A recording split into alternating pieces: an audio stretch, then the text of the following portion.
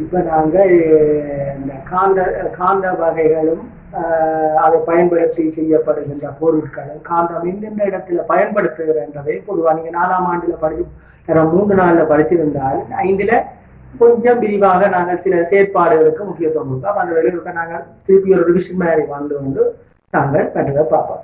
So நீங்க பொதுவாக பார்த்த பொருட்கள் காந்தத்தின் வகைகள் எல்லாம் பார்த்து நீங்கள் என்னென்ன காந்தம், சட்ட காந்தம், பரிலாட காந்தம், யூ வடிவ காந்தம், சரிதானே? அடுத்தது மூல வடிவ காந்தம், வட்ட காந்தம், உருளை காந்தம் வந்து வேறு அதை நாங்கள் மேலோட்டமாக பார்த்துருப்போம். இது வந்து என்ன காந்தம் சொல்லுங்க? யூ வடிவ காந்தம். கேட்டீங்க, இது யூ வடிவ காந்தம். இது பரிலாட காந்தம். பரிலாட காந்தம் நான் சொன்ன நானே இந்த பொருள் கட்டாயம் வைக்கணும். காந்தத்தின் தன்மை எந்த செயற்பாடு செய்த அப்புறமும் அந்த இந்த இரும்பு ஏன்னா உலோகத்தை என்ன செய்யணும், இதுல நாங்கள் வைக்கணும். ஏனென்றால் அந்த காந்தத்தின் தன்மையை இழக்காமல் இருக்கிறது, சரிதானே? இது பரிலாட காந்தம். பரி என்றது அதைத்தான் சொல்றாங்க. கால் குளம்னு சொன்னா இல்லையே, பரிலாட காந்தம், சரிதானே? அதுவும் பாருங்கள். அடுத்தது இது சொல்றது சட்ட காந்தம். சட்ட காந்தம் அப்ப அதுல எந்த ஒரு காந்தத்துக்கும் முனைவுகள் இருக்குது. இது சவுத், தெற்கு, நார்த், வடக்கு, சரிதானே? சிவப்பு வடக்கு, சிவப்பு நிறம் என்னவா இருக்கும்? வடக்கு திசையாக இருக்கும், சரிதானே? இந்த பச்சை நிறம் தெற்கு, சரிதானே? அதே போலதான் இந்த யூ வடிவ காந்தத்திலும் இந்த சிவப்பு பகுதி வடக்கும், பச்சை பகுதி தெற்காகவும் இருக்கும். அதே மாதிரி கரிலாடத்திலும் அப்படித்தான் பிரிச்சிருக்கு, சரிதானே? அந்த இடத்துல பிரிச்சிருக்கு. சில இடத்துல 2 சிவப்பா கொண்டு இந்த இடத்துல பிரிச்சிருக்காங்க. அப்ப அந்த இடத்துல வடக்கு தெற்கு அறியக்கூடிய இருக்குது. இது வட்டக்க மோதிர வடிவ காந்தம், சரிதானே? மோதிர வடிவ காந்தம், பல வகையான காந்தங்கள் இருக்குது. அடுத்தது இது உருளை வடிவ காந்தம். உருளை cylinder magnet, right? Cylinder magnet, அது ரிங் மேக்னெட். இப்படி பல வகை காந்தம். உங்களுக்கு முக்கியமாக சட்ட காந்தம், கரிலாட காந்தம், யூ வடிவ காந்தம் என்ற இதுல பார்க்கலாம். அந்த வகையில ஒரு ஒரு காந்தம் கவரும். ஒரு காந்தம் தேர்வு எடுத்தால் என்னென்ன பொருட்கள் கவரும்ன்றதையும் நீங்க 4ஆம் ஆண்டுல படிச்சிருக்கீங்க. 2 நாள்ல படிச்சீங்கன்னா தானே செய்தும் பார்த்துறாங்களே. அந்த வகையில மரம் சார்ந்த தக்கைகளோ, மரப்பொருட்களோ, பென்சில்களையோ காந்தம் என்ன செய்யும்? கவருமா? இல்லை. அதே போல பிளாஸ்டிக் கரண்டிகள் அந்த இது காந்தம் கவர்றது தன்மை இல்லை. அப்போ பிளாஸ்டிக்கள் மர சார்ந்த பொருட்களை கவராது. அதே மாதிரி அலி ரப்பர் அதுகள் எது காந்தம் கவராத பொருள். அடுத்தது பாருங்கோ நாணயங்கள். நாணயங்கள்ல நான் சொன்ன நாள்ல படிக்க பார்த்தினாங்க. நாணயத்துல பொதுவாக கேட்டா நாணயம் காந்தம் கவராது கேட்கல. நீங்கள் உடனடியா முடிவு சொல்லலாம். அது ஒவ்வொரு நாணயமும் அது கவர்றது தன்மை இருக்குது. நாணயத்திலும் அலுமினிய நாணயம் இருக்குது, செப்பு நாணயம் இருக்குது, சரிதான்? பல வகையான நாணயம் இருக்குது. எல்லா நாணயம் பாருங்க. இந்த இரும்பு சார்ந்த உலோகத்தை கூடுதலாக கொண்ட இது கவருது. எது? இந்த 10 ரூபாய் கொடுத்து காந்தம். அப்ப இரும்பு சார்ந்த பொருட்களை கூடுதலாக கவருது. பாருங்க, இந்த அலுமினிய 5% இருக்குது. அது எந்த காரணம் வந்து அலுமினியத்தை கவராது காந்தம் என்றது தெரியும். அதையும் நாங்க பார்த்த நாங்க இதுலயும் இரும்பு கவருது. இரும்பு சார்ந்தது கூடுதலாக கலக்கப்பட்டிருப்பதால அதையும் காந்தம் கவருது, சரிதானே? இதுவும் கவருது கூடுதலாக, சரிதானே? இரும்பு சார்ந்த பொருட்கள் இருக்கும்போது கூடுதலாக காந்தம் கவருகிற தன்மை இருக்கும். இல்லை என்றால் சில நாணயங்களை கவரலாம். இரும்பு சாராத பொருட்கள் இந்த நாணயத்தை 25% நாணயம் எந்த 20% கவரப்படவில்லை, சரிதானே? அப்போ அந்த வகையில் நீங்கள் என்னென்ன பொருள் காந்தம் கவரும் கவராதுதான் விரிவாக பார்த்திருக்கிறீர்கள். அடுத்ததாக இந்த காந்தம் என்னென்ன பொருட்கள்ல பயன்படுத்தப்படுது? பொதுவாக நீங்கள் பார்த்த பொருட்களில் எங்கெங்க இந்த காந்தம் பயன்படுத்தப்படுதுன்றதை நீங்க பார்த்திருக்கிறீங்க. காந்தங்கள் எந்தெந்த இடங்கள்ல பொதுவாக உங்களுடைய நீங்க பார்த்திருப்பீங்க. ஆனால் உங்களுக்கு எங்கேன்றதை இப்ப சிந்தனைக்கு வரும். அதுதான் ராய்ங்க கொம்பஸ் பெட்டி, கருவி பெட்டி, கொம்பஸ் பெட்டி எடுத்தீங்கன்னா அந்த மூட திறப்பைகளை அதுல பார் மாதிரி ஒரு சின்ன காந்தம் இருக்கு. அது கிட்ட கொண்டு வர எடுத்து வச்சுருக்கேன். கொம்பஸ் வேற ராய்ட். உங்களோட குளிர்சாதன பெட்டி கதவு, குளிர்சாதன பெட்டி கதவுகளிலும் அந்த காந்தத்தன்மை இருக்குது. அதை சாத்திரம்னா உடனே எடுத்துடும். சரி, அது கட்டிக்காது. அதை வந்து மற்றது நீங்க அப்படியே அந்த செஸ் போட்டு இருக்கல்லோ, அதுல ஒவ்வொரு இது இருக்கும். நீங்க ஒவ்வொரு உருவங்களை வைக்கிறீங்களே என்ன செய்வது மேக்னெட் போர்டு மாதிரி அப்படியே வச்சோன்னா இழுக்கும் அது வந்துருக்கு. மற்ற கரும்பலையிலும் சில உபகரணங்களை நீங்க கொழுகுறதுக்கு பயன்படுத்துகிற காந்த சார்ந்த பொருள் இருக்குது, மேக்னெட் போர்டுன்றது இருக்குது, அதுலேயும் காந்தம் பயன்படுத்தப்படுகிறது. அப்ப உபகரண பொருட்கள் சில விளையாட்டு உபகரணங்கள்ல இருக்குது, அப்படி காந்தங்கள் பயன்படுத்தப்படுகின்ற பொருட்கள் நிறைய இருக்குது. சரிதானே? அடுத்தது நாங்க பார்க்க போறது ஒரு காந்தத்தை பயன்படுத்தி நாங்கள் பறக்கும் வண்ணத்து பூச்சி, பூ, காந்த பந்து, அந்த இடத்துல காந்த பந்து பூமி என்ன மாதிரி சுழலுதோ அதே மாதிரி காந்த பந்து நாங்கள் இப்ப செய்யறோம். இது நாங்கள் தர 3, 4 எல்லாம் பார்த்துருக்கிறோம். 5 கொடுத்தா நாங்கள் மேலோடமா பார்த்து கொண்டு போவோம். அது செய்வதற்கு ஒரு தாங்கி வேணும், காந்தம் வேணும், காந்தம் ஒன்று வேணும். நாங்கள் காந்தத்தை இதுல நிறுத்தி கொள்வோம். அடுத்தது கீழே நூல், ஒவ்வொரு நீங்கள் வண்ணத்து பூச்சியோ பறவையோ பூக்களோ செய்தாலும் பரவாயில்ல, எல்லாத்தையும் பற்றி இந்த நூலில் அந்த இதில் என்ன செய்யணும்னா இதில் ஒரு குண்டூசியா அல்லது சட்டப்பின்னா இருந்தால் தான் அந்த காந்தத்துக்கும் இரும்புக்கும் இடையிலான கவர்ச்சித்தன்மை இழுக்கு, அதாவது கவர்ந்து இழுக்கிற தன்மை உள்ள பொருள் இந்த உருவத்தில் இருக்கணும். அப்பத்தான் நாங்கள் அதை கிட்ட நோக்கி அதை வச்சிருக்கீங்கள என்ன செய்யுது, கவருது. கவரேக்கில் இதில் என்ன மாதிரி தொழில்படுதுன்னு தெரியுதா? சரி, நாங்கள் இப்போ வச்சு பார்க்க உங்களுக்கு அது தொழில் எப்படி செயற்படுதுன்றது தெரியும். சரிதானே? பார்க்க போகிறோம்.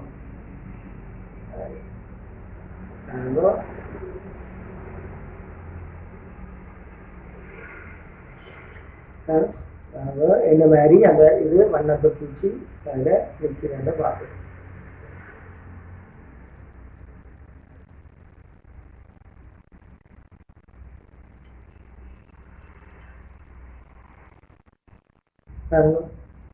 இப்படி அந்த இடத்துல நிக்கிறதா இருக்கும். என்ன செய்யுதுன்னா இந்த நூல் நல்ல டைட்டா இருக்குது.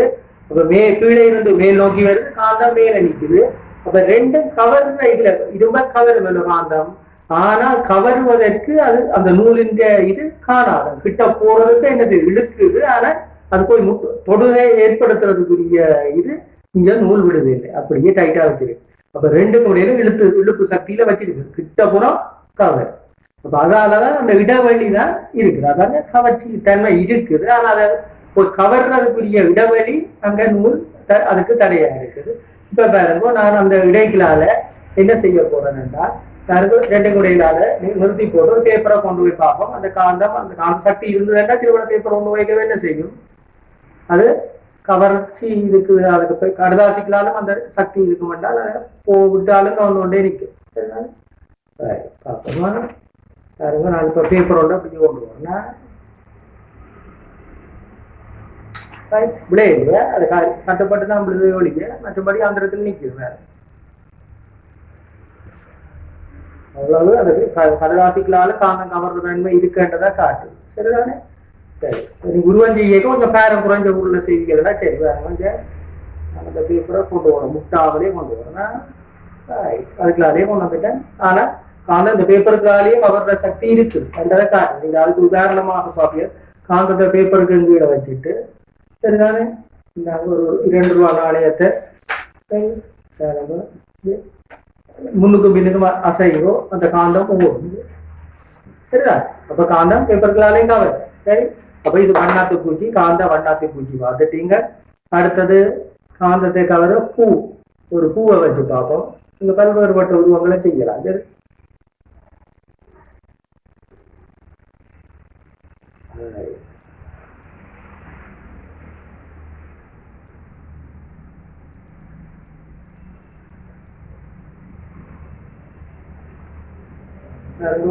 பூ, காந்த பூ எப்படி நிற்கிறான்னு வேற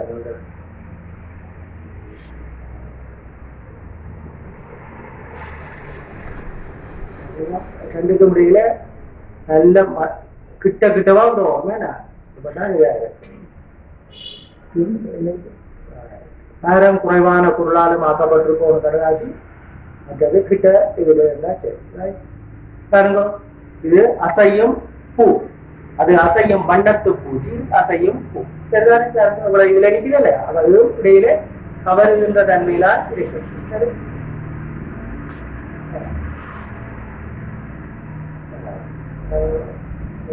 நீங்கள் இதெல்லாம் செய்து பார்க்கலாமா? இப்போ எல்லா தருவநிலையா இருக்கும்.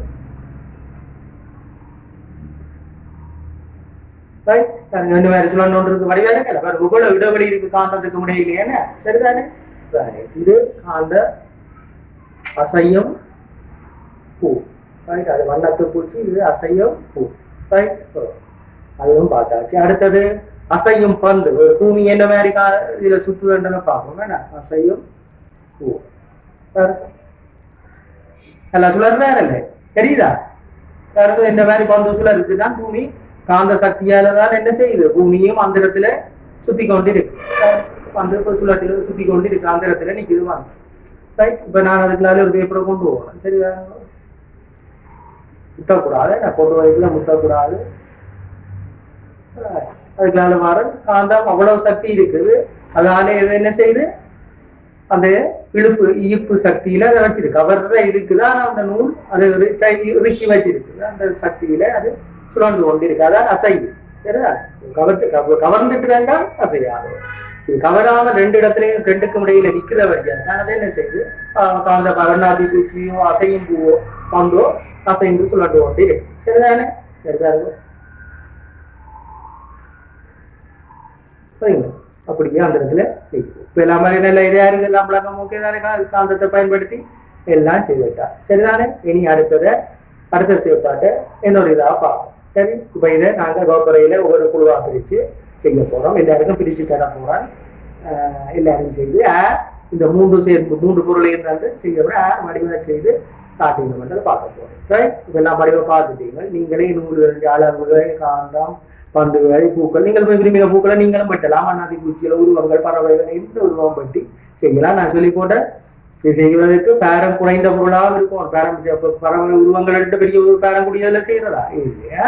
சரி, ஓகே. இப்ப செய்ய ஆயத்தமாகும். நாங்கள் என்ன செய்ய போறோம்னா, ஒரு சுயாதீனமாக சுயாதீனம் என்றால் அது இயல்பாகவே சுயாதீனமாக கட்டி தொங்க விடப்பட்ட ஒரு சட்ட காந்தம். சரியா? இது வந்து ஒரு தாங்கியில ஒரு நூலில சுயாதீனமாக கட்டி தொங்க விடப்பட்ட என்ன காந்தம்? சட்ட காந்தம். உங்களுக்கு பார்க்க தெரியுதானே? இது சட்ட காந்தம் கொண்டு தொங்க விடப்பட்டுள்ளது. இந்த சட்ட காந்தம் எந்த திசை நோக்கி நிக்க வேண்டிய இப்ப உங்களுக்கு எந்த திசை நோக்கி அந்த காந்தம் நிக்க வேண்டிய கருதுகிறீங்க. இப்ப வந்து இப்ப எங்க பக்கம், இந்த பக்கத்தை நான் சொல்றேன் மேற்கு, உங்களோட பக்கம் கிழக்கு, நான் காட்டுற பக்கம் கிழக்கு. அப்ப இங்கால வடக்கு, இங்கால வடக்கு, இங்கால தெற்கு. சரிதான்? இப்ப தெரிஞ்சுக்கு. இப்ப இந்த பக்கம் மேற்கு, நீங்க இருக்கிற பக்கம் கிழக்கு, இங்கால வடக்கு, இங்கால தெற்கு. இப்ப காந்தம் சுயாதீனமாக கட்டி தொங்க விடப்பட்டுள்ளது. இப்ப இந்த காந்தம் தொங்க விடப்பட்டுள்ள நிலையில் இந்த காந்தம் எந்த திசையை காட்டிக்கொண்டு நிற்கிறன்றதை நீங்க உணர்வீங்க. இப்ப நான் சொல்லி போன திசையும் சொல்லியாச்சு, இந்த பக்கம் திசைன்றதை சொல்லியாச்சு. இப்ப இந்த காந்தம் இப்ப நான் காட்ட போறது இந்த பக்கம் எதுவாக இருக்கும், இந்த பக்கம் எதுவாக இருக்கும் முதல்ல சொல்லுங்க. திசை சொல்லியாச்சு. அதை வச்சுக்கொண்டே நீங்கள் ஒரு ஊகத்திலே நீங்க அறிஞ்சதை வச்சுக்கொண்டு சொல்லலாம். இது எந்த திசை புரிய பகுதி, இது எந்த திசை புரிய பகுதி. இப்ப காந்தம் எங்க பார்த்து கொண்டு நிற்குது, இப்படி பார்க்க முடியும். சரிதானே? உங்களுக்கு தெரியணும், ஒரு காந்தத்தின் முனைகள் தெரிஞ்சிருந்தால் அதை வச்சுக்கொண்டு நீங்கள் கண்டுபிடிக்கலாம். எப்போதும் சுயாதீனங்கள் ரைட். நீங்கள் செய்து பார்த்துருந்தீங்க, ரெண்டாலும் நீங்க பார்த்துருக்கீங்களா? அப்படி ஒரு காந்தத்தை நூல்ல கட்டி இப்படி தொங்க விடப்பட்டு பார்த்துருக்கிறீங்களா? சரி, பார்ப்போம். ஒரு சுயாதீனமாக தொங்க விடப்பட்ட ஒரு காந்தம் எப்போதும் எந்த திசையை காட்டியிருக்கும்? ஏன்னா வடக்கு தெற்கை காட்டுக்கும். வடக்கு தெற்காதான் இருக்கு. ஏன்னா தெற்கு வடக்குன்னு சொல்றீங்க, வடக்கு தெற்கு. ஏன்னா அப்ப இதுல வந்து உங்களுக்கு திருப்பி சொல்றோம். இப்ப எந்த திசை? நீங்க நிக்கிற பக்கம் கிழக்கு திசை, நான் நிக்கிற பக்கம் ஏன்னா மேற்கு, இஞ்சால் பக்கம் வடக்கு திசை, இஞ்சால தெற்கு. இப்ப எங்க என்ன சொல்லுவோம்? வடக்கு திசை. அப்ப இந்த முனையது வடக்கு திசையா இருக்கு. அப்ப இது வடக்கு என்றால் இது தெற்கு. அப்ப இந்த திசை வடக்கு, இந்த திசை தெற்கு. சரிதானே? அப்ப எப்போதும் அப்ப இதுல இருந்து நீங்க அறிஞ்சவர்களோட எப்போதும் சுயாதீனமாக தொங்க விடப்பட்ட காந்தம் தெற்கு திசையைத்தான் காட்டிருக்கோம். அதாவது வடக்கு தெற்கு சொல்லுவாங்க, தெற்கு வடக்குன்னு சொல்லுவாங்க, வடக்கு தெற்காக இருக்கும். அதுதான் சரி.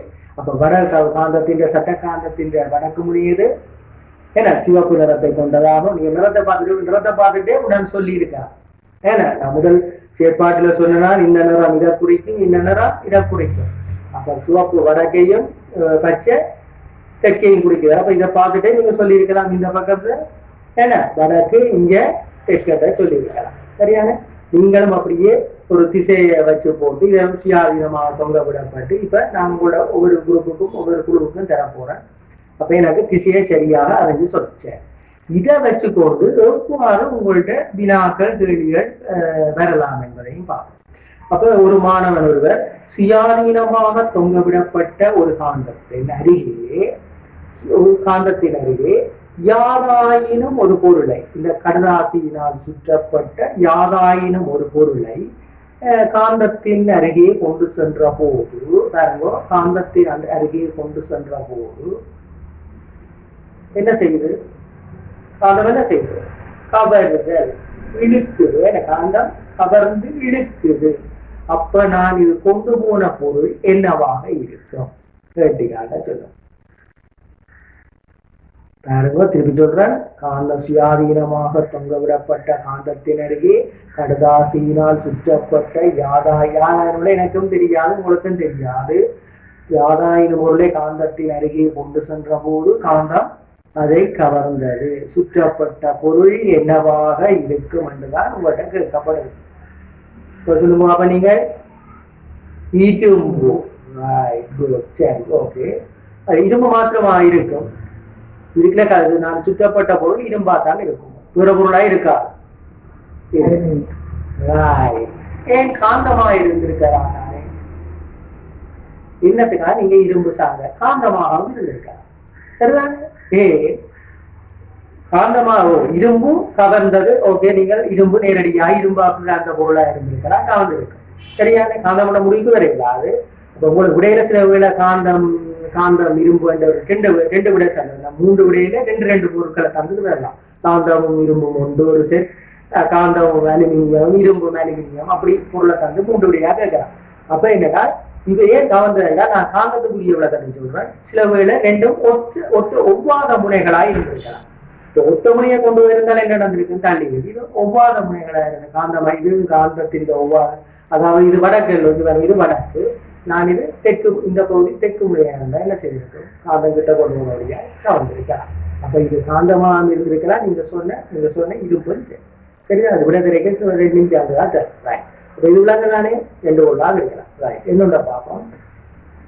மாணவனால் சுயாதீனமாக கட்டி தொங்க விடப்பட்ட காந்தத்தின் அருகே கடதாசியினால் சுற்றப்பட்ட யாதாயினும் பொருளை காந்தத்தின் அருகே கொண்டு சென்ற போது சரிதானே? என்ன செய்யறேன்? இருந்த பொருள் நான் ஒரு பொருளை கொண்டு போனேன். என்ன நடக்குது? இப்படியே தள்ளுது, உங்களால போகுது, பின்னோக்கி போகுது, தள்ளுது. என்ன நடந்திருக்கு? என்னவா இருந்திருக்கு? இதுல இருந்த பொருள் காந்தம். கேட்டுக்கா, அது காந்தத்தின் எந்த பகுதியா இருந்திருக்கும்? நான் கொண்டு போன பகுதியை இப்ப மறைச்ச நிலையில நீங்க சொல்லுவீங்களா? இது எந்த திசை என்று சொல்லுவீங்களா? இது எந்த திசை என்று சொல்லுவீங்களா? கேட்டீங்கன்னு சொல்லுவான். உங்களோட முன் அனுபவத்தையும் இதையும் வச்சு கொண்டு வரைவா இதுக்குள்ள சுற்றப்பட்ட பொருளின் காந்தம் என்று கண்டுட்டீங்க. இது எந்த திசைக்குரிய பகுதியா இருக்கு, இது எந்த திசைக்குரிய பகுதியா இருக்கு. ரைட், இது வடக்குரிய பகுதியே. சுயாதீனமாக தொங்க விடப்பட்ட காந்தத்தின் இந்த முனை வடக்கு திசையாக இருக்கும் பட்சத்தில் கொண்டு சென்ற அந்த பொருளின் பகுதியும் வடக்கு திசையா இருக்கும் போது ஒத்த முனையாக காணப்படும் சந்தர்ப்பத்தில் அவை ஒன்றை ஒன்று என்ன செய்திருக்கும்? தள்ளி இருக்கும். ஆகவே அது என்னவா இருந்திருக்கும்? காந்தமாக இருந்திருக்கு. தள்ளி இருக்கிற பொருள் இந்த தத்துவான கட்டப்பட்ட பொருள் என்ன செய்யிருக்கு? தள்ளி. அதை இப்ப இரும்பு சொல்லலாம். இப்ப இதுக்குள்ள இருந்த பொருள் இரும்புன்னு சொன்னா அப்படியே இரும்ப போடுகிறோம். பொருள் இரும்ப கொண்டு போனா அந்த காந்தம் விலகுமா? இல்லை. இப்ப இதுல இந்த பொருள் இருந்திருக்கு, காந்தமாகத்தான் இருந்திருக்கு. சரி, இப்ப என்ன செய்யறாரு? ஒரு மாணவன் சுயாதீனமாக கட்டி விடப்பட இன்னொரு மாதிரியும் கேட்கலாம். கொண்டு போன பொருளின் மீது ஒரு கொண்டு போன கடதாசில் அசுற்றப்பட்ட யாதாயங்களுக்கு அருகில் கொண்டு செல்வது கவர்ந்தது. உடனே சொல்றதா இது இரும்பாது, இதுவும் என்னவா இருந்திருக்கும், ஒத்த முனையை கொண்ட உபாத முனையை கொண்ட காந்தமா இருந்திருக்கு. இதுல இருக்கிறது காந்தமா இருந்திருக்கலாம், இரும்பாகவும் இருந்திருக்கலாம்.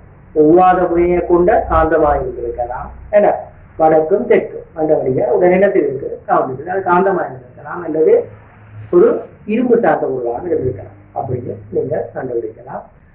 அதே மாதிரி தெற்கு பகுதியில மற்ற பக்கத்தால இந்த பக்கத்தால அவை திசைய ஒரு இதுல கந்து போட்டு சில வேலை நான் இந்த பக்கத்தால காட்டின பொருளை இப்படியும் காட்டலாம், இப்படி கவர்ந்து கேட்கலாம். இந்த பக்கம் வச்சு கேள்வியை எப்படி மாத்தி கேட்கலாம்ன்றதுக்குரிய முழு விவரங்களையும் தந்திருக்குது. நீங்கள் அந்த இதை வச்சுக்கொண்டுதான் அந்த கேள்விகளுடைய கண்டுபிடிக்கிற இதெல்லாம் நீங்க இப்ப செய்து பார்க்க போறீங்க. சரிதானே? அப்ப தெரிந்தானே சுயாதீனமாக தொங்க விடப்பட்ட காரணம் எப்போதும் வடக்கு தெற்கு திசையை காட்டியவன்னா இருக்கும். நீங்க எல்லாத்தையும் செய்து இப்ப பார்க்க போறீங்க. இனி அடுத்த நாங்க இன்னொரு செயற்பாட்டை பார்ப்போம்.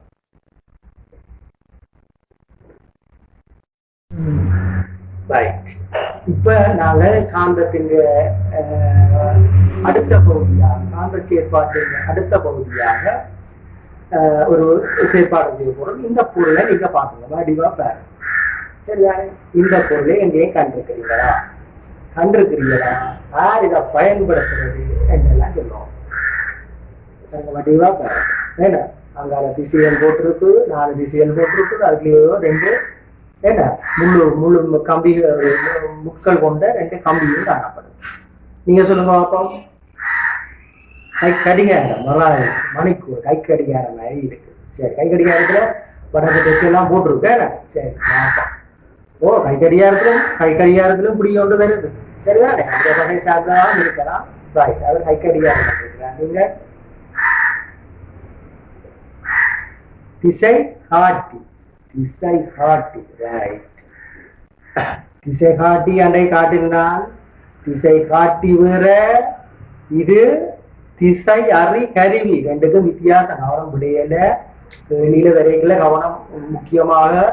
திசை காட்டி என்றால் ஒரு கம்பு இதுல செய்து காட்டினாலோ இந்த பக்கம் காற்று வீசுது என்றதை காட்டுறதான் திசை காட்டி. இந்த பக்கம் போவோம், வைத்தியசாலையில் அம்புக்குறி போட்டு இந்த வாட்டுக்கு போறதுக்குரியது அது திசையை காட்டுறது. இந்த பக்கம் போவோம், அது திசை காட்டி. இதை சொல்றது திசை அறி கருவி, காம்பஸ் என்று சொல்றது.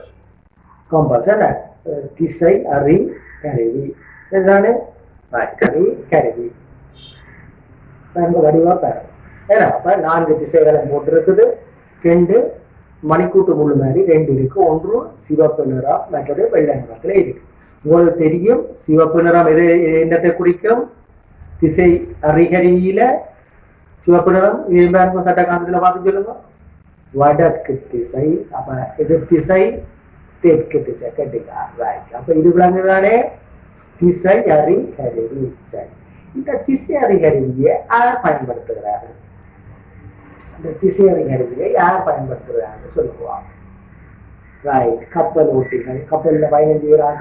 நடுக்கடல்ல போனோட இந்த திசை நோக்கி போற மாட்டாலும் தெரியும். நடுக்கடல்ல தெரியுமோ, ஏதாவது வீடுகள் தெரியுமோ, இது தெரியுமோ. நடுவுக்கு போறாப்ப இந்த பக்கம் மட்டும் தெரியாது. அப்ப அதுக்கு நாங்க எந்த திசையை நோக்கி போற மாட்டதை பாக்குறதுக்கு கப்பல் ஓட்டிகள் பயன்படுத்தும். நாடோடிகள் காடுகள் சுற்றுலாக்களுக்கு போறதாக இடையில காடுகளுக்குள்ள போனா அப்புறம் இந்த திசையில நிக்கிறேன் காட்டுக்குள்ள என்னோட பாக்கலாம். ஏன்னா விடிய சூரியன் ஒளிக்கைகளாம் தெரியும் தான் கிழக்கு திசைகள்.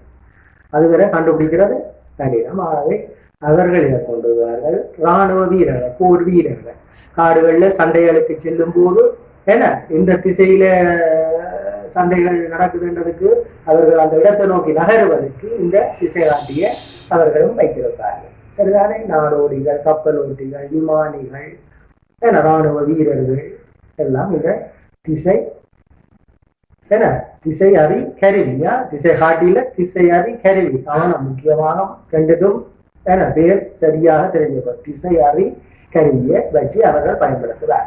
இந்த திசை அறி கருவிக்குள்ள இருக்கிற இதை பார்த்தீங்கன்னா அந்த அதுல காணப்படுகிற 2 முட்களும் அவையும் ஒரு காந்தம் தான். அந்த 2 முட்களும் ஒரு காந்தம் தான். காந்தத்திலான ஒரு மெல்லிய தகட்டிலான ஒரு காந்தம் தான். அது சிவப்பு நிறம் வடக்கு திசையையும் ஏன்னா வெள்ளை நிறம் இது தெற்கு திசையும் குறிக்கும். சரி, இப்ப என்ன செய்ய போறதுன்னா இந்த திசை அறிகருவியில நான் என்ன செய்யணும், இந்த திசை அறிகருவியில தான் நான் என்ன செய்வேன், இந்த சட்ட காந்தத்தை கொண்டு போவேன். பாருங்க, இந்த சட்ட காந்தத்தை கிட்ட கொண்டு வருவதுல என்ன நடக்குது, என்ன அந்த முள் சுழறு, ஏன் சுழறு மட்டுமே எதிர்பார்க்க சுழருது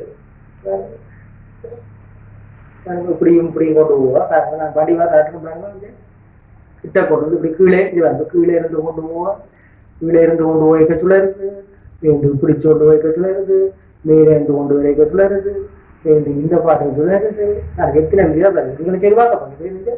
நான் இப்படி இப்படி இப்படி சுத்தி கொண்டு வரவும், இப்படி இப்படி இப்படி சுத்தி கொண்டு வரவும் சுழல் என்ன வாய் இருக்கு. இப்ப பாருங்க, நான் வடக்கு திசை கொண்ட முனையை கொண்டு கீழே இருந்து போவோம். ரைட், அங்க இருக்கிற முள்ளு எதுவா இருக்கும், வெள்ளை நிறத்தில் ஆயிருக்குமே. அங்க மாறுதானே என்ன செய்திருக்கும், ஒத்த முனையாக இருந்த சிவப்பு என்ன செய்து மேல் பக்கம் போயிருக்கும். ஏன்னா ஒத்த முனைகள் ஒன்றை ஒன்று தள்ளும். ஆகவே அந்த திசைக்கு வெள்ள தெற்கு தான் கீழே வந்திருக்குமே கவருவதற்காக. அதே மாதிரி நான் தெற்கு திசையை கொண்டு போனால் என்ன செய்யும், அங்க வடக்கு வந்து கீழே நிற்கும். வடக்கு திசை வந்து நிற்கும். சரிதானே? எந்த திசையை கவருதுன்றதை பார்க்கணும். சரிதானே? ரெண்டு திசைகளும் அப்ப இதுக்குள்ள இருக்கிறது காந்தமா இருக்கிறபடியா ஒத்த முனையை கொண்டு போனா அது ஒன்று தள்ளும். அவை அது மேல ஒவ்வாத முனைகள் இருக்கும் போது அதுவும் கீழே வந்து கவரும். சரி, இப்ப நாங்கள் திசை அறிகருவியை பார்த்திருக்கிறோம். நீங்களும் உங்கள்கிட்ட நான் திசை அறிகருவியை வந்து இந்த சட்டக்காலத்தை வந்து நீங்கள் கிட்டக்கிட்ட கூட கொண்டு போய் சுத்தி இப்படி எல்லாம் பார்த்து அதில் செயற்பாட்டை நீங்கள் பார்க்க போறீங்க. படிவா பாரு. இதுதானே பாரு. இப்ப அடுத்த செயற்பாட்டை நாங்கள் இப்ப பார்க்கணும்.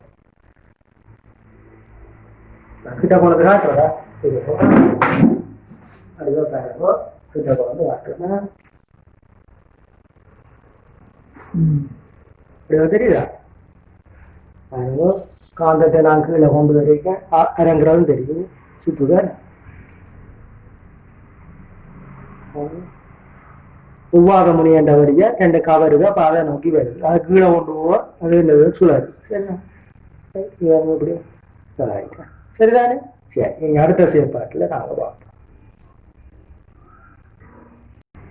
சரி, இப்ப நாங்கள் என்னென்றால் காந்தத்தின் ஒரு திசை அறிகிறதுக்கு ஒரு எளிய பரிசோதனை ஒன்றை செய்ய போறோம். என்ன செய்யறோம்னா, ஒரு பேசின் ஒன்று எடுக்கிறோம். என்ன மாபிள் பேசினுக்குள்ள என்ன செய்திருக்கிறோம், நீரை விட்டுருக்கிறோம். மாபிள் பேசினுக்குள்ள நீரை விட்டுட்டா இதுல ஒரு ரெஜிஃபார்ம், என்ன ரெஜிஃபார்ம் இருக்குட்டாரு, ரெஜிஃபார்ம் எடுத்து அதுல அந்த ரெஜிஃபார்முக்கு மேல ஒரு சட்ட காந்தத்தை வச்சிருக்கிறோம். இப்ப சட்ட காந்தத்தை வச்சுட்டு பாருங்க, நான் என்ன செய்ய போறேன், இதை நான் எந்த எல்லாம் சொல்லாட்டி இப்படி இப்படியே சுத்தி விட போறேன். சரி, நானே சரி இப்படியே சுத்த போறேன். பாருங்க, அது எங்க நோக்கி வருதுன்னு பா. நாங்கள் எப்படி எப்படி இங்கே இங்கே மாற்றியும் விட போறோம். சரி, இப்படி மாற்றி விட்டு பார்ப்போம் என்னடா பாருங்க, குறைஞ்சதா இது பாருங்க. நான் இப்ப பாருங்க என்னண்டு விட்டு வரேன். வடிவா கவனிங்கோ, சிவப்பு எந்த பகுதி என்று கவனிங்கோ, ஏன் இப்படி சொல்லுறதுன்றத பாருங்கோ. ரைட், பாருங்க திருப்பி கொண்டு வரேன். சரிதானே? இப்ப எங்க வந்து நிக்குது, சிவப்பு போகுது நிக்குது. பாருங்க, சுயாதீனமா நின்ற உடனே பாருங்க. ரைட், சுயாதீனமாக நான் எங்க வந்து சுத்தி விட்டேனா, ரைட் இந்த பக்கம் சிவப்பு. நான் உள்ள சொன்னாலும் இந்த பக்கம் எது வடக்கு திசை, இந்த பக்கம் தெற்கு திசை, இந்த பக்கம் கிழக்கு, இங்கால மேற்கு. பாருங்க திருப்பி விடுறேன். நான் இப்ப என்ன செய்யறேன் பாருங்க, தெற்க கொண்டு வந்து தெற்கு திசையை மாத்தி விடுறேன். இருந்த திசைக்கு இங்கால விடுறேன். என்ன நடக்குதுன்னு பாருமா, தண்ணிக்குள்ள விட்டாச்சு. சரியா? இப்ப சுயாதீனமா விட்டுட்டு கை எடுக்கிறேன்னா பாருங்க, பாருங்க கூட வேகமாக சுத்தி கொண்டு வருவேன். ஏன்னா தண்ணி ஓடக்கூடிய இடத்துல விடுவோமா.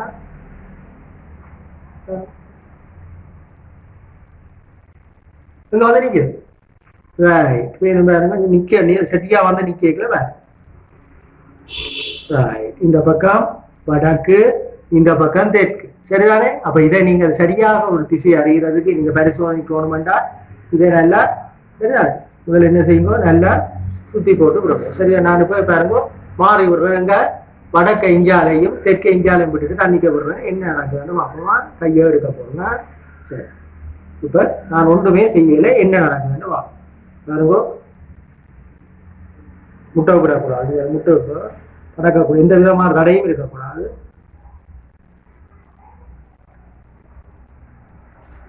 சுயாதீனமாக வந்து அந்த தண்ணியில மிதந்து ஒரு இயல்பு நிலைக்கு வரைக்குள்ள பாருங்க திசையை அரைக்கலாம்.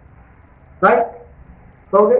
இப்ப பாருங்க இது வடக்கு, இது தெற்கு. இப்ப நாங்கள் திசையறி கருவியை வச்சு கொண்டு பார்ப்போம். பாருங்க அப்படியே அதையும் காட்டுறேன், திசையறி கருவியை காட்டுறோம். பாருங்க எப்படி எந்த திசையில நிற்கிறேன், சரிதானே?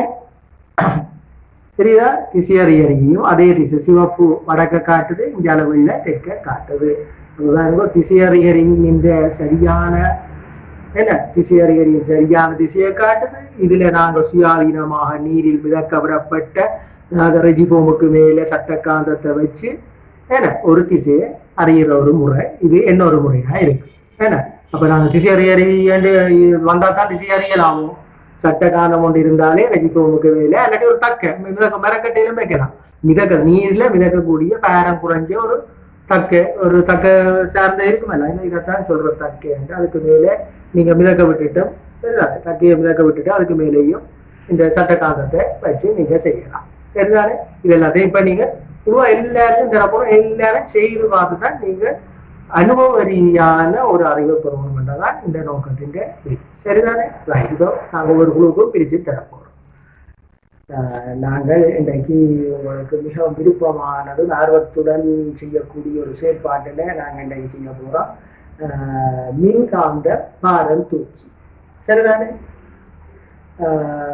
மின்காந்த எலக்ட்ரிக் மேக்னெட் கிரேன், சரிதானே? என்ன மாதிரி செய்ய போகிறோம் பார்த்துருக்கிறீங்களா? முதலாவது பேரம் தூக்கிகள் பார்த்துருக்கிறீங்களா? பேரம் தூக்கிகளை நீங்கள் படிவான எங்க பார்த்துருக்கிறீங்க?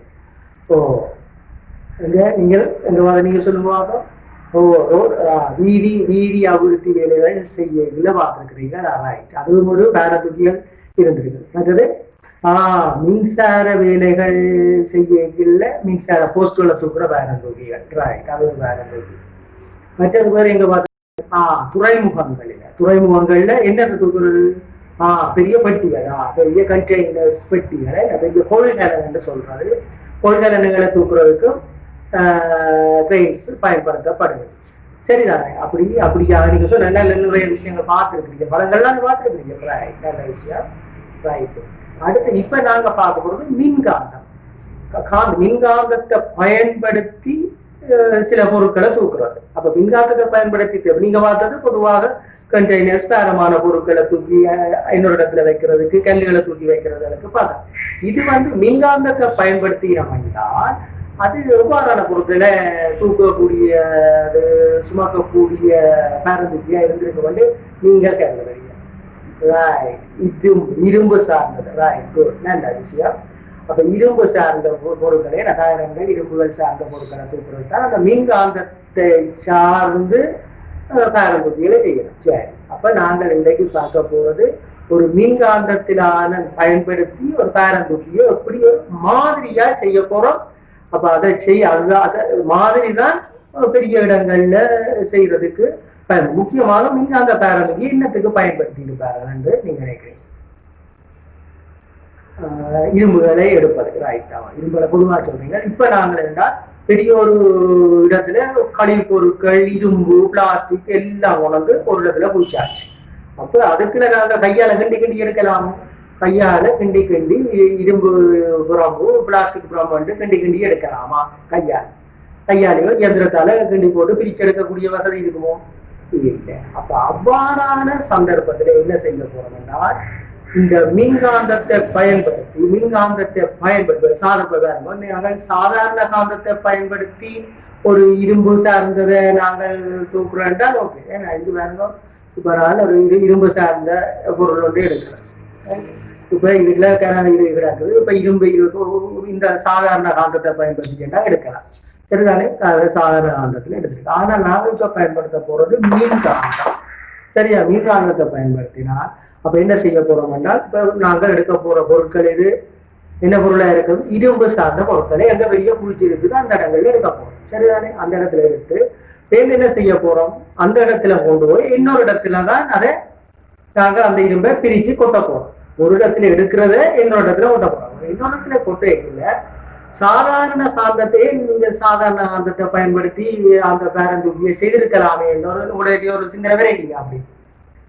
ரைட். ஏனென்றால் சாதாரண காந்தத்தை பயன்படுத்தி நாங்கள் ஒரு பொருளை இரும்பை நாங்கள் கவர்ந்து எடுப்போமா இருந்தால் அங்க நாங்கள் அடுத்தடத்துல கொண்டே அந்த பொருளை வச்ச உடனே அந்த காந்தத்துல இருந்து பிரிச்செடுக்கணும், கையாலாம் பிரிச்சு எடுக்கணும். ஏன்னா காந்த சக்தி தொடர்ந்து இருக்குதானே. சாதாரண உங்களுக்கு தெரியும், சாதாரண காந்தத்துல காந்த சக்தி தொடர்ச்சியாக இருக்கு, மாறாத. இப்பவும் நிலையான காந்தம்னு சொல்றாங்க, இப்ப காந்த சக்தி இருக்கு. ஆனா மின்காந்தத்துல என்ன செய்யும், அந்த மின்னோட்டத்தை வழங்குகின்ற சந்தர்ப்பத்தில் அந்த காந்தம் இருக்கும், மின்னோட்டத்தை துண்டிக்கும் சந்தர்ப்பத்தில் காந்த சக்தி இல்லை. அப்ப என்னத்துக்காண்டி மின்காந்தத்தை பயன்படுத்தார்கள் இப்ப சொல்லுவாங்க. என்னென்றால் பொருளை இரும்பை எடுத்து போட்டு நாங்க இன்னொரு இடத்துல கொண்டு போறோம் என்ன செய்யணும், பொருளை அந்த இடத்துல நாங்க போட போறோம். அப்ப என்ன செய்திருக்கலாம் நீங்களா சிந்தனையா சொல்லுவோம். அந்த இடத்துல நாங்க மின்னை துண்டிக்கிறோம். துண்டிச்சோட என்ன செய்யும், அந்த மின்காந்தத்தில் இருந்த ஒட்டி இருந்த இரும்பு பொருட்கள் அந்த இடத்துல என்ன செய்யும், விடைக்குள்ள பொருளை இலவாக கையால் எடுத்தோடு போகணும். இங்கே செய்ய வேண்டிய இங்கே என்ன வேலையை இலவாக்குற முக்கியமாக காட்டுறது, மின்னை துண்டித்தல் செயற்பாடு முக்கியமாக காட்டு. அப்ப துண்டித்த உடனே என்ன செய்யும், காந்தத்தில் சக்தி இழந்த உடனே அப்படியே பொருள் அந்த இடத்துல போயிடும். சரி, அதைத்தான் இப்ப விளங்குதானே என்னத்துக்கு நாங்கள் சாதாரண காந்தத்தை பயன்படுத்தையில மின்காந்தத்தை பயன்படுத்தி இப்ப இந்த பாரம்பரிய செய்தோம்னு தெரியும். சரி, இப்ப நாங்கள் என்னன்னா இப்ப இந்த ஒரு மின்காந்த பாரம்பரிய செய்வதற்கு தேவையான பொருட்கள். அப்ப இது ஒரு அலுமினிய கோர்.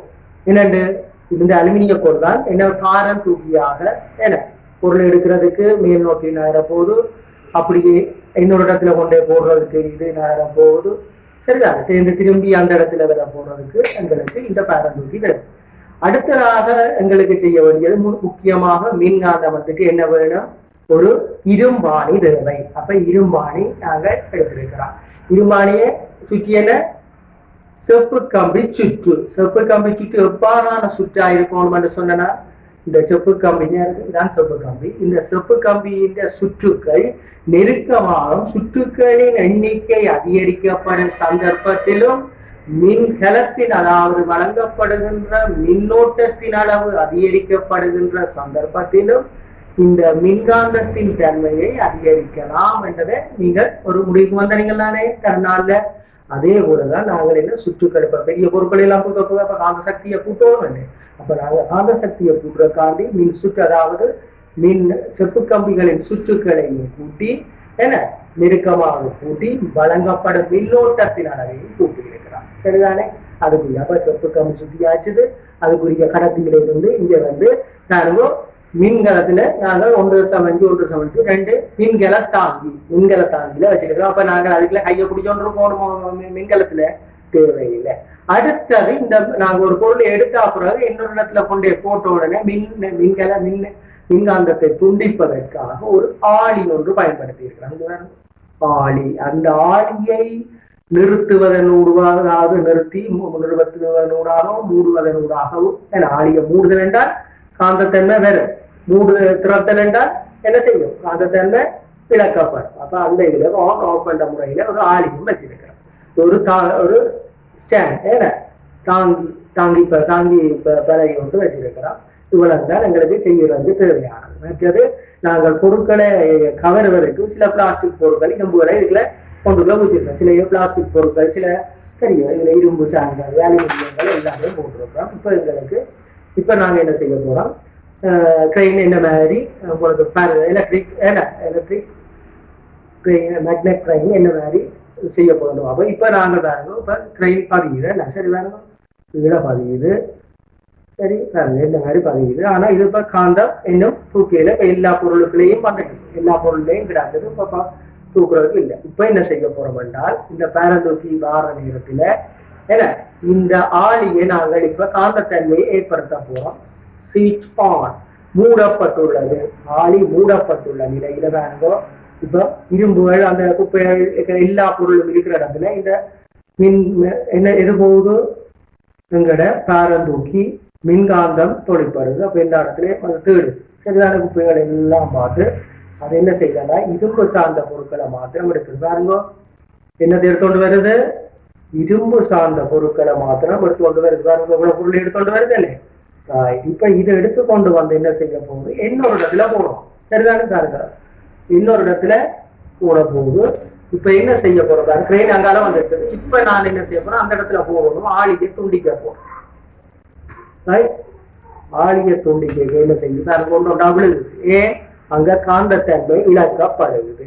சரிதானே, காந்தத்தன்மை இழக்கப்படுது. அப்ப திருப்பி அது என்னன்னா, அந்த காந்தம் சிலது இருக்கு, அந்த காந்தம் இரும்பில ஏற்படுத்தப்பட்ட காந்தம் கொஞ்ச நேரம் நிற்கும், உடனே முழுமையாக இறங்காது, படிப்படியாகத்தான் இறங்கும். சரிதானே, அதுக்கப்புறம் அந்த ஒத்தின காந்தம் தன்மை இருக்குது. அப்ப கொஞ்சம் கொஞ்சமாக நாங்கள் இறங்கியா இப்ப பொருள் எல்லாத்தையும் அங்க போட்டுட்டோம். சரியான, திருப்பி நாங்கள் இங்க வாரோம். இங்க வந்து இப்ப என்ன செய்யறோம், என்ன செய்யும், இங்க காந்தத்தன்மையை திருப்பி ஏற்படுத்துவாங்க. நாங்க ஊடைக்குள்ள நிறுத்தினாங்க, இப்ப காந்தத்தன்மையை திருப்பி ஏற்படுத்துறோம். ஆளிய மூடுறோம். அப்ப மூடினோடனே இங்க மின்னோட்டம் பாயுது. ஏன்னா மின்னோட்டம் பாய்ந்து காந்தங்கள் இதுகளை எல்லாத்தையும் என்ன செய்யுது, தூக்குது. தூக்கிட்டு வந்து அங்க போகுது, அங்கால போகுது. அங்கால போய்க்கல நாங்கள் என்ன செய்யறோம், ஆளிகளை சேர்ந்து திறந்தோம். சரிதானே, ஆளியை திறந்தவர்கள் என்ன செய்யுது, அந்த இடத்துல இது புகழ் எல்லாம் சரி சரிதானே. இதுதான் ஒரு மின் காந்த பாரம் தூக்கி. சரிதானே, மின்காந்த பாரம் தூக்கி. படிவா நீங்கள் உங்களாலும் ஒன்றா செய்ய முடியும் தானே. இப்ப நீங்களும் இப்ப பள்ளி வகுப்பறையில நான் ஒரு குழுவாக பிரிச்சு ஒவ்வொருவருக்கும் செப்பு கம்பி, சில பொருட்கள் எல்லாத்தையும் தர போறோம். 2 பாத்திரங்கள் தருவேன். அந்த பாத்திரத்துல பிளாஸ்டிக் பொருள் இருக்கு, இரும்பு இருக்கும், அலுமினியம் இருக்கும், பித்தளைகள் எல்லாம் இருக்கும். அதுல நீங்கள் இரும்பை வகைப்படுத்தி பிரிச்சு தர போறீங்க. என்ன மாதிரி நம்ம அதான் குழுவாக செய்ய போறோம். ஒரு ஆள் அப்ப குழு செயற்பாடுல என்ன மாதிரி பங்காற்ற போறீங்கன்னா, ஒரு ஆள் மின் சுற்று நான் சொல்லி தந்துருக்கேன், எப்படி மின்காந்தத்தின் தடிவை கூட்டுறதுக்கு என்ன மாதிரி செப்பு கம்பி சுற்றுகளை ஏற்படுத்த வேண்டும். நல்ல புது இரும்பாணியா இருக்கும், கரை பிடிச்ச துருப்பிடிச்ச ஆணியை பாவிக்கலாமோ, அது முழுமையான ஒரு மின்காந்தத்தை ஏற்படுத்தாது. அப்ப நல்ல ஒரு செப்பு கம்பியும் நல்ல காவலிடப்பட்ட செப்பு கம்பி. இங்க வந்து இந்த செப்பு கம்பியில காவலிடப்பட்டிருக்கு மேலே.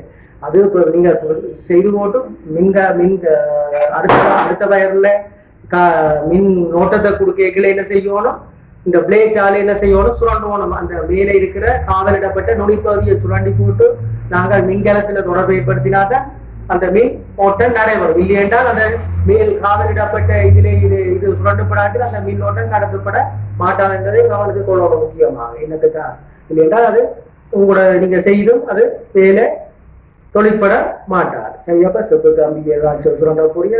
ஒரு ஆள் நல்ல ஆணி எல்லாம் படிகாரங்கள் எல்லாம் எடுத்து நல்ல புது ஆணிகளை சுத்த போறீங்க. ஒரு ஆள் ஸ்டாண்ட் எல்லாம் செய்து போட்டு, ஒரு ஆள் கம்பிகளை செய்து, ஒரு ஆள் போக ஒவ்வொரு 4 பேராக இருந்து செய்ய போறோம். சரிதானே, விளங்குதானே. அப்ப இது சொல்றது மின் காந்த பாரம் தூக்கி. சரி, இன்னொரு செயற்பாட்டுல நாங்க அப்ப என்னென்ன வேணுமென்றதெல்லாம் பார்த்துட்டீங்களே. சரிதானே.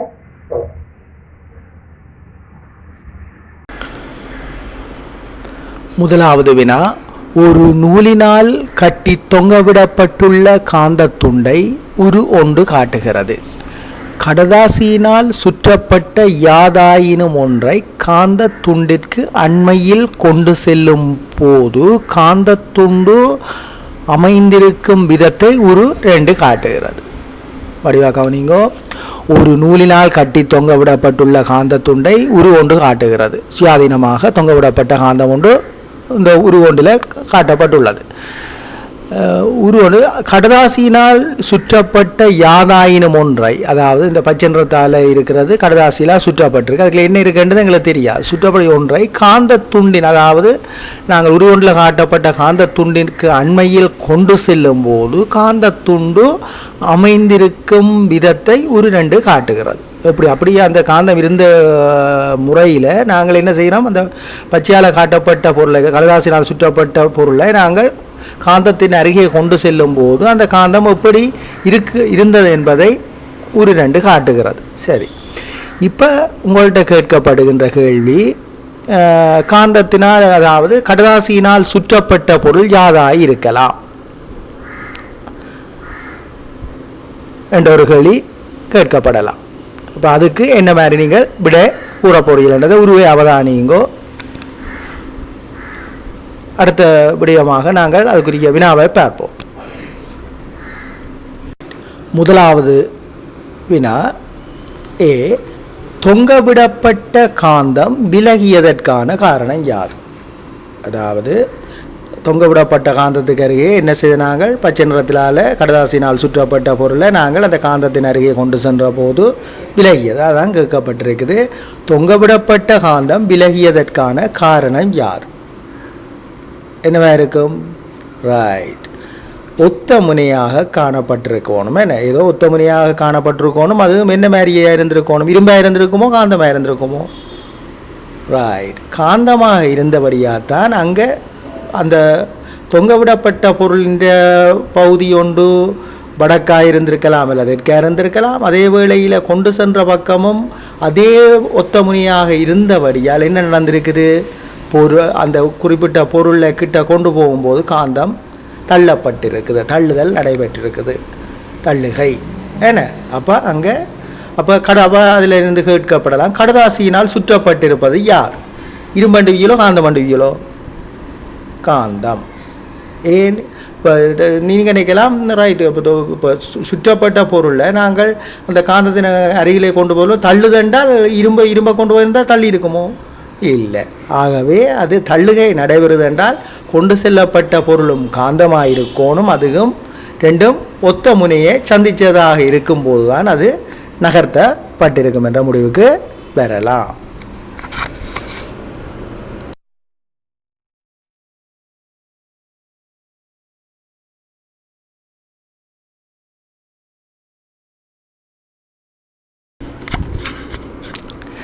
இரண்டாவது வினா, ஒரு நூலினால் கட்டி தொங்கவிடப்பட்டுள்ள காந்தத்துண்டை ஒன்று காட்டுகிறது. கடதாசியினால் சுற்றப்பட்ட யாதாயினும் ஒன்றை காந்த துண்டிற்கு அண்மையில் கொண்டு செல்லும் போது காந்தத்துண்டு அமைந்திருக்கும் விதத்தை 2 காட்டுகிறது. கவனிங்க, இரண்டாவது வினாவை. ஒரு நூலினால் கட்டி தொங்கவிடப்பட்டுள்ள காந்தத்துண்டை ஒன்று காட்டுகிறது. கடதாசியினால் சுற்றப்பட்ட, அதாவது பச்சை நிற கடதாசினால் சுற்றப்பட்டிருக்கல பொருள் ஒன்று, யாதாயினும் ஒன்றை காந்த துண்டிற்கு அண்மையில் கொண்டு செல்லும் போது காந்த துண்டு அமைந்திருக்கும் விதத்தை 2 காட்டுகிறது. சரிதானே? இப்போ உருவை நீங்கள் வடிவாக அவதானித்தில் உள்ளீர்கள். இப்போ அடுத்ததாக நாங்கள் வினாவை பார்ப்போம். ரைட், இதில் முதலாவது வினா ஏ, கடதாசியினால் சுற்றப்பட்ட பொருளை தொங்கவிடப்பட்ட காந்தத்துக்கு அருகே கொண்டு சென்ற போது குறித்த பொருள் நோக்கி காந்தம் நகர்ந்ததற்கான காரணம் யாது? கவனிங்கோ, கடதாசியினால் சுற்றப்பட்ட பொருளை தொங்கவிடப்பட்ட காந்தத்திற்கு அருகே கொண்டு சென்ற போது குறித்த பொருள் நோக்கி காந்தம் நகர்ந்ததற்கான காரணம் யாது? ரைட், அந்த வகையில் என்னவாக இருந்திருக்கும்? அந்த பொருளை நாங்கள் கொண்டு செல்லும்போது காந்தமே நகர்ந்து அந்த பொருளை நோக்கி வருகிறது. என்னவாக இருந்திருக்கும்? குறித்த பொருள் காந்தங்க என்னவாக இருந்திருக்கும் என்று நீங்கள் அந்த பொருள் என்னவாக இருக்கும் என்று உங்களோட ஒரு ஊகமாக இருக்கும். சொல்லுங்க. வா, ரைட், நீங்கள் சொல்லுங்க. காந்தமாக இருந்திருக்கும். அதே வேளை ரெண்டும் ஒவ்வாத முனையாக இருந்திருக்கும். ஒவ்வாத முனையுள்ள காந்த முனைகளாக இருந்திருக்கும் என்றியல். ரைட்.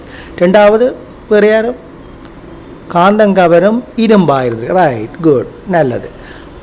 ஒன்று அதுக்குள்ள இருந்த பொருள் ஒன்று காந்தமாக இருந்திருக்கலாம். அதாவது காந்தமாகவும் என்னவாக இருந்திருக்கணும்?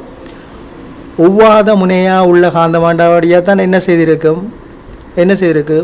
ஒன்றை கவரு நோக்கத்துடன் நகர்ந்திருக்கும். என்ன அந்த வகையில் அது கவர்ச்சியை நாடிய உள்ளமையால் அது அந்த பொருளை நோக்கி வந்திருக்கலாம். இல்லையென்றால் அந்த பொருள் இரும்பாக இருந்திருக்கலாம் தானே. இரும்பை நாங்கள் கிட்ட கொண்டு போவோம், காந்தம் என்ன செய்திருக்கோம்? கவருவதற்காக அது நகர்ந்து வந்திருக்கும் தானே. அப்போ ஒன்று காந்தமாக இருந்திருக்கலாம் அந்த பொருள், அல்லாட்டில் இரும்பாக இருந்திருக்கலாம்.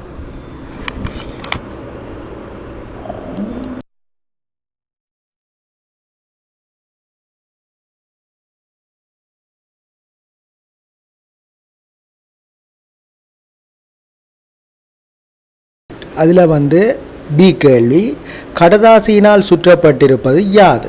எனக்கு வாரம் கேள்வியை தந்து 3 விடைகளை தரலாம். அப்போ அதில் நீங்கள் இந்த விடையை நீங்கள் சரியாக எடுப்பீர்கள். அதாவது கடதாசியினால் சுற்றப்பட்டிருப்பது யாது? அதில் முதலாவது விட பித்தளை துண்டு காந்த துண்டா, ரெண்டாவது அலுமினிய துண்டு காந்தத்துண்டு, மூன்றாவது காந்தத்துண்டு இரும்பு துண்டு. உங்களுக்கு தெரியும், காந்தம் கவரும் பொருள் எதென்றதை நீங்கள் தீர்மானிப்பீர்களாக இருந்தால் சரியானபடியே இனங்காணுவது பொருத்தமாகவும் சுலபமாகவும் இருக்கும். அப்போ உங்களுக்கு தெரியும், முதலாவில் பித்தளை துண்டு கவருமோ, கவர மாட்டாது, அப்போ அந்த விட வராது. மற்றது காந்தத்துண்டு. அடுத்தது அலுமினியத்து, ரெண்டாவது விடையில் அலுமினிய துண்டு காந்தத்தை கவருமோ, இல்லை, அப்போ அதுவும் வரமாட்டாது. அடுத்தது மூன்றாவது காந்தத்துண்டு இரும்பு துண்டு. காந்த துண்டாக இருக்கலாம் அல்லது இரும்பு துண்டாக இருக்கலாம். அப்போ பொருத்தமானபடி எது சுற்றப்பட்டிருப்பது? காந்த துண்டு இரும்பு துண்டாக இருந்திருக்கலாம். மூன்றாவது விடை.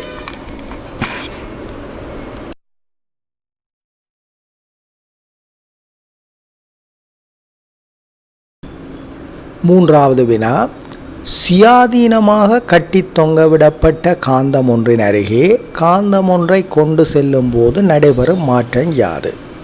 கவனிங்கோ, சுயாதீனமாக கட்டி தொங்கவிடப்பட்ட காந்தம் ஒன்றின் அருகே காந்தம் ஒன்றை கொண்டு செல்லும் போது நடைபெறும் மாற்றம் யாது? இதில் பாருங்க, உருவை நீங்கள் அவதானிப்பீர்களாக இருந்தால் இங்கு சுயாதீனமாக தொங்கவிடப்பட்ட காந்தம் ஒன்று தரப்பட்டுள்ளது. இப்போது நீங்கள் கொண்டு செல்லப்படும் பொருள் காந்தமாக இருக்கின்ற அதே வேளையில் கொண்டு செல்லுகின்ற முனைகளை நீங்கள் அவதானிப்பீர்களாக இருந்தால் என்ன, இரண்டும் வடக்கு முனைகளை கொண்டதாக காணப்படுகிறது. அப்போ உங்களுக்கு தெரியும், ஒத்த முனைகளாக காணப்படும் போது அவை ஒன்றை ஒன்று என்ன செய்யும்?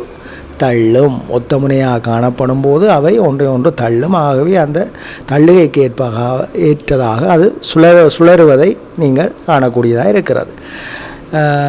ஒவ்வாத முனைகள் என்ன செய்திருக்கும்?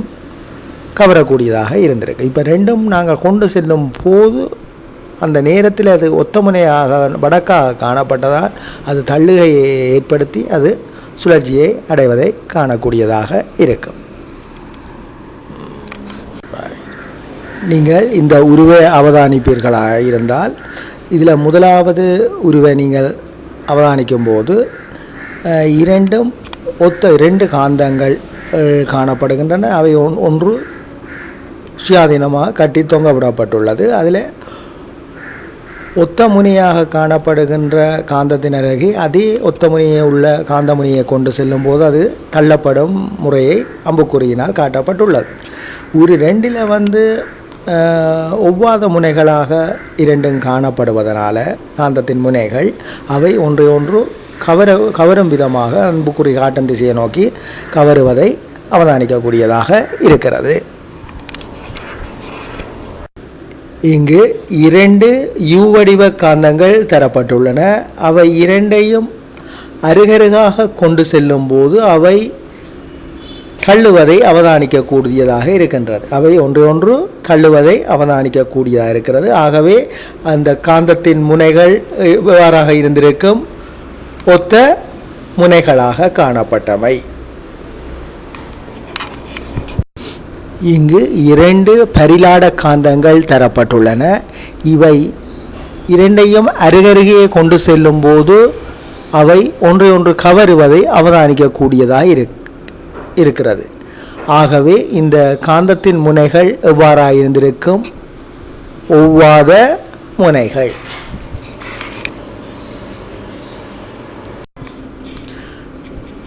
இந்த உருவை நீங்கள் அவதானிப்பீர்களாக இருந்தால் இதில் ஒரு சட்ட காந்தம் தரப்பட்டுள்ளது. அதில் வடக்கு தெற்கென காட்டப்பட்டுள்ளது. இந்த காந்தத்து சரி அரைவாசியாக வெட்டப்படுகிறது. அல்லாட்டி கீழே தவறுதலாக விழும்போது உடைந்துள்ளது என்று நாங்கள் வைத்துக்கொள்வோம். அப்போது அந்த துண்டு ரெண்டு துண்டில் பாருங்க, முதலாவது இஞ்சால் பக்கம் இருந்தது வடக்காக இருந்தது, அங்கால ரெண்டாவது துண்டில் அடுத்த முனை தெற்காக இருந்தது. ஆனால் பாருங்கள், இது உடைஞ்சா பிறகு வெட்டினா பிறகு வாரதில் இங்கால வடக்கு இருந்தபடியால் அந்த துண்டின் மற்ற இடம் தெற்காகத்தான் இருக்கும். அங்கால தெற்காக இருந்தபடியினால் வெட்டப்பட்டிருந்த இந்த இது வடக்காக காணப்படும். சரிதானே? ரைட்.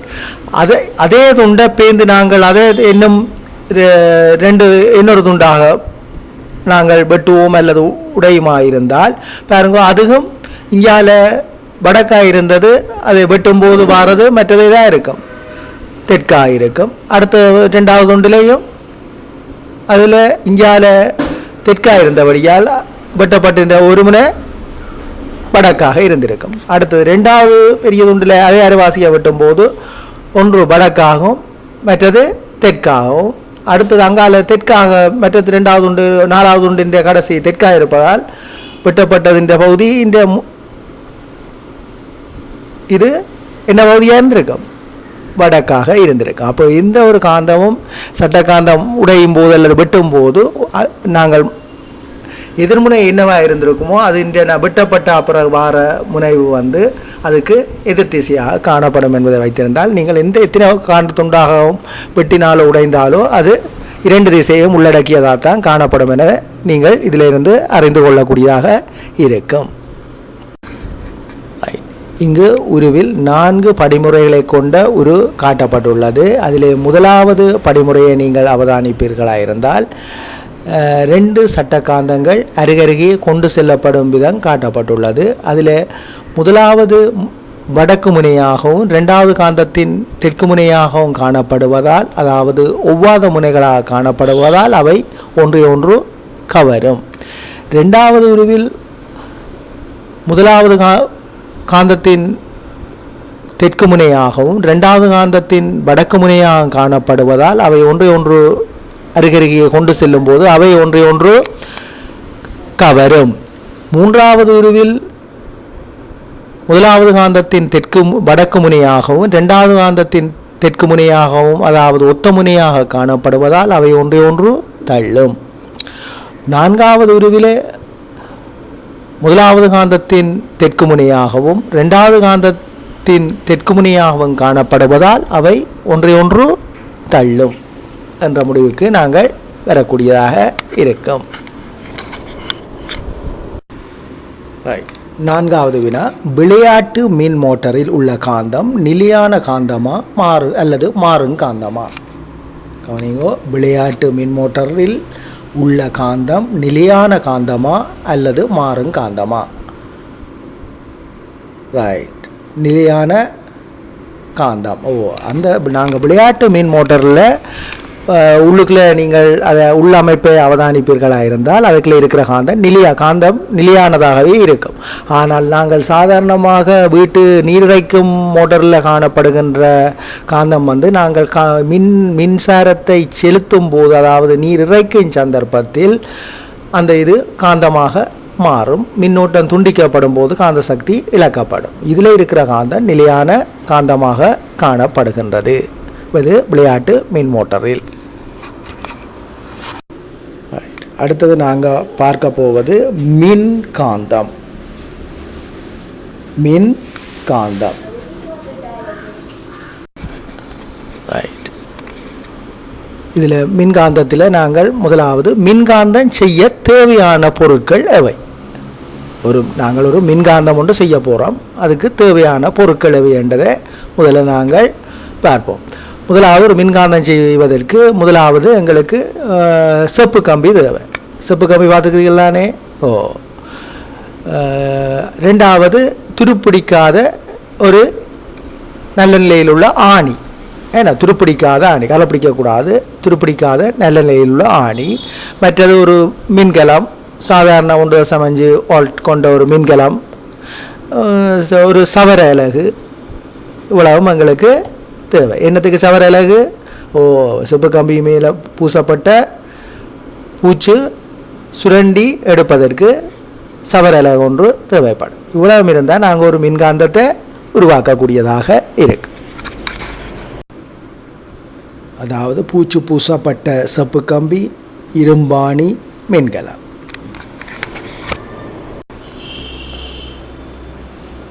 ரைட், இப்போ நீங்கள் ஒரு சாதாரண ஒரு மின்காந்தத்தின் அமைப்பை நீங்கள் பார்க்கக்கூடியதாக இருக்கின்றது. இங்கு ஆணி மீது செப்பு கம்பி சுற்றப்பட்டு வடக்கு முனை தெற்கு முனை தீர்மானிக்கப்பட்டுள்ளது. அங்கு மின்சாரம் செலுத்தும் போது மின்காந்தம் உருவாகக்கூடிய சந்தர்ப்பத்தை இந்த உருவில் நீங்கள் காணக்கூடியதாக இருக்கும். Simple electro magnet. இங்கு சாதாரண மின்காந்த அமைப்பை அவதானிக்கக்கூடியதாக இருக்கிறது. ரைட், வினா ஒன்றினை பார்ப்போம். இங்கு ஒரு சாதாரண ஒரு மின்காந்தம் ஒன்று உருவில் காட்டப்பட்டுள்ளது. இதை அடிப்படையாக கொண்டு இங்கு உங்களுக்கு ஒரு வினா கேட்கப்படுகிறது. ஆணியின் தலையருகில் குண்டூசியை கொண்டு சென்ற போது அது ஆணியில் ஒட்டி கொண்டது. ஆணியை செய்வதற்கு பயன்படுத்தப்பட்ட பொருள். ஆணியின் தலையருகில் குண்டூசியை கொண்டு சென்ற போது அது ஆணியில் ஒட்டி கொண்டது. ஆணியை செய்வதற்கு பயன்படுத்தப்பட்ட பொருள். இதில் உங்களுக்கு 4 விடைகள் தரப்பட்டுள்ளது. ஒன்று பித்தளை, அலுமினியம், இரும்பு, பிளாஸ்டிக்கை சொல்லுது. இப்போ உங்களுக்கு தெரியணும் காந்தம் கவரும் பொருள் எது என்பதை முதலில் நீங்கள் தீர்மானிப்பீர்களாக இருந்தால் இந்த வினாக்கு விடையளிப்பது சுலபமாக இருக்கும். அப்போ முதலாவது விட பித்தளை காந்தம் கவருமோ? இல்லை. அலுமினியம், ரெண்டாவது விட அலுமினியம் இல்லை, அலுமினியம் காந்தம் கவர மாட்டாது. இரும்பு காந்தம் கவரும் பொருளாக காணப்படும். அடுத்தது பிளாஸ்டிக் கவருமோ? இல்லை. அப்போ சரியான விடை எது? இரும்பு.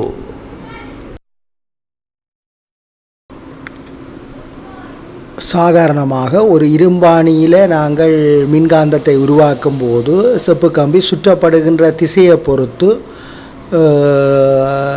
வலஞ்சுழியா இடஞ்சுழியா என்பதை பொறுத்து நாங்கள் வடக்கு தெற்கு முனைகளை அறியக்கூடியதாக இருக்கிறது. அந்த வகையில் ஒரு இரும்பாணியில் நாங்கள் இடஞ்சுழியாக சுற்றப்படுமாக இருந்தால் அது வடக்கு முனையாக இருக்கும்.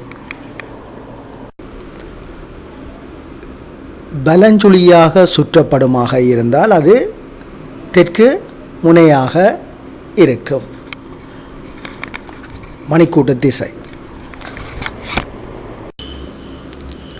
இங்கு உருவில்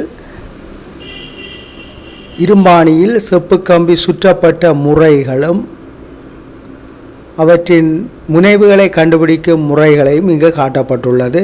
இங்கு வடக்கு முனை, தெற்கு முனை எவ்வாறு மின்சுற்று சுற்றப்பட்டுள்ளதோ, அதாவது செப்பு கம்பி சுற்றப்பட்டுள்ள ஒழுங்குமுறையை வைத்து நாங்கள் வடக்கு முனை தெற்கு முனையை இனங்காணக்கூடியதாக இருக்கும். நீங்கள் இதை சரியான முறையில் உற்று நோக்குவீர்களாக இருந்தால் முனைவை சரியாக இனங்கண்டு கொள்ளலாம். வினாவை பாருங்கள். மின்காந்தம் ஒன்றில் கூடுதலாக கவரும் பகுதி எது? மின்காந்தம் ஒன்றில் கூடுதலாக கவரும் பகுதி எது? இதில் மின்காந்தத்தில் கூடுதலாக கவரும் பகுதி அந்த பகுதி நுனிப்பகுதியாக இருப்பதை அவதானிக்கக்கூடியதாக இருக்கும். காந்தத்தில் பொதுவாக நுனிப்பகுதிகளில் கூடுதலாக கவரும் சக்தி கூடுதலாக இருப்பதை அவதானிக்கக்கூடியதாக இருக்கின்றது. அதில் நீங்கள் மின்காந்தத்தினை மின்சாரத்தை செலுத்தும் போது தொப்பி முனையோ அல்லது எதிர்ப்பக்கம் உள்ள வடக்கு முனையின் நுனிப்பகுதியிலோ கூடுதலாக கவருவதை அவதானிக்கக்கூடியதாக இருக்கும். இங்கு நீங்கள் நேரடியாக பார்க்கக்கூடியதாக இருக்கிறது.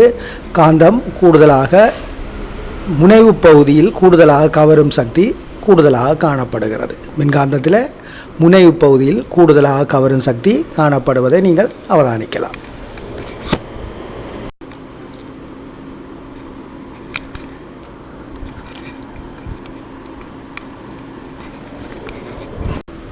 இங்கு மின்காந்தம் ஒன்று தரப்பட்டுள்ளது.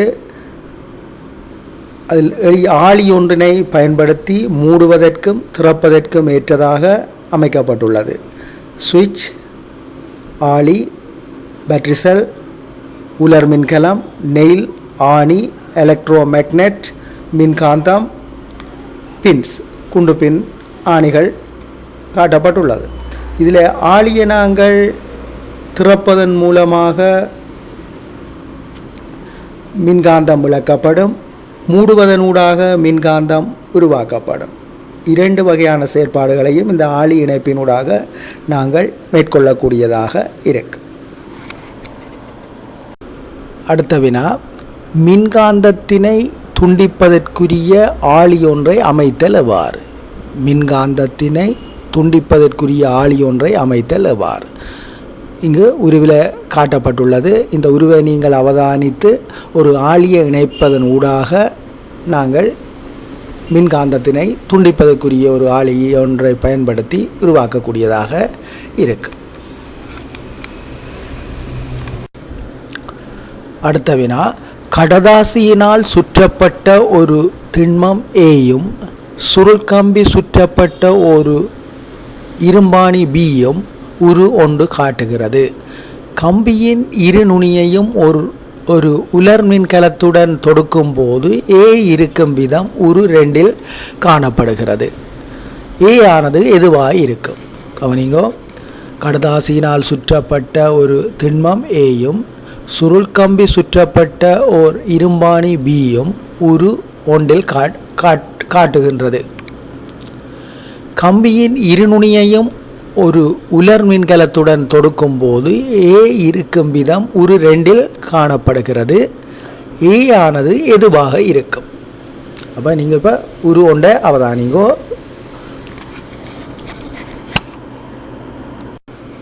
ரைட். உரு 2 படி கடதாசியினால் சுற்றப்பட்ட பொருள் அம்புக்குறி காட்டும் திசை நோக்கி நகர்ந்து செல்வதை அவதானிக்கக்கூடியதாக இருக்கின்றது. அவ்வாறு நகர்ந்து செல்வதற்கு காரணம் அது இரும்பு துண்டாக இருந்தால் அது மின்காந்தம் கவர்ந்திருக்கும். ஆனால் இது ஒரு காந்த துண்டாக இருப்பதனால் அது தள்ளுகையை ஏற்படுத்தியுள்ளது. அதாவது தள்ளுகை. அப்போ இதில் எந்த முனையாக இருந்திருக்குன்னு 2 காந்த துண்டு ஒத்த முனையாக செயற்பட்டது. அதாவது தொப்பி முனையும் ஒன்று வடக்காக இருந்திருக்கலாம் அல்லது தெற்காக இருந்திருக்கலாம். அதே வேளையில் காந்தத்தின் பகுதியும் வடக்காக இருந்திருக்கலாம், தெற்காக இருந்திருக்கலாம். ஏதோ 2 ஒத்த முனைகளாக செயற்பட்டதன் காரணமாக அவை ஒன்று தள்ளி உள்ளது.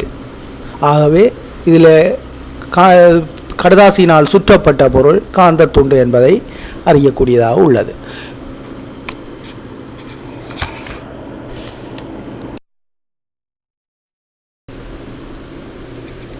நீங்கள் இப்போது உருவில் காண்பது எளிய மின்காந்த பாரந்தூக்கி.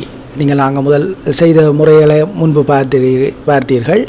இப்போது நீங்கள் பார்ப்பது மின்காந்த பாரந்தூக்கி.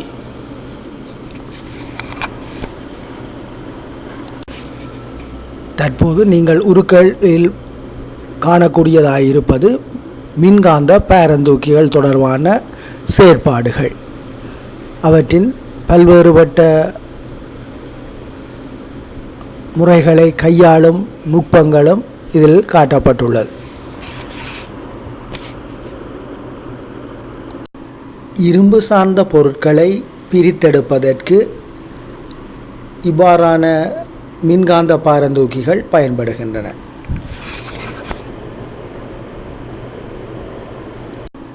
இரும்பு சார்ந்த பொருட்களை பிரித்தெடுப்பதற்கு இவ்வாறான மின்காந்த பாரந்தூக்கிகள் பயன்படுகின்றன.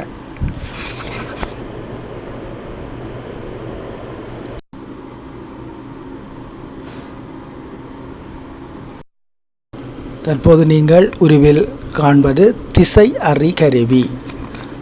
முக்கியமாக நீங்கள் கவனிக்க வேண்டியது, ஒரு உருவினை தந்து வினாவினை கேட்கும்போது திசை அறி கருவியினுடையதையும் திசை காட்டியையும் வித்தியாசப்படுத்தி இனங்காணக்கூடியதாக இருத்தல் வேண்டும்.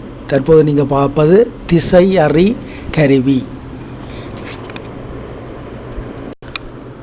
வினா: கீழுள்ள உருவின்படி சுயாதீனமாக கட்டி தொங்கவிடப்பட்ட காந்தம் ஒன்று காட்டும் திசை யாது? கீழுள்ள உருவின்படி சுயாதீனமாக கட்டி தொங்கவிடப்பட்ட காந்தம் ஒன்று காட்டும் திசை யாது? வடக்கு, தெற்கு.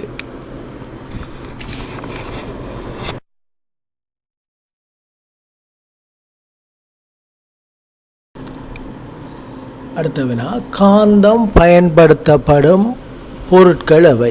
காந்தம் பயன்படுத்தப்படும் பொருட்கள் எவை?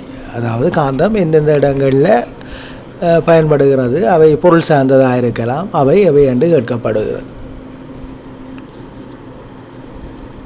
ஒன்று டைனமோ, சைக்கிள் டைனமோ இருக்குது அதில். அடுத்தது திசை அறிகருவி, விளையாட்டு மின் மோட்டார், ஒலிபெருக்கி சாதனங்கள் என்பவற்றில், மற்றும் நீங்கள் விளையாட்டில் செஸ் போர்ட், சில கருவிப்பெட்டி, அதுகளிலும் இந்த காந்தங்கள் பயன்படுகின்றன. அவற்றை சில உருக்கள் இங்கு தரப்பட்டுள்ளது, அதை அவதானிக்கலாம்.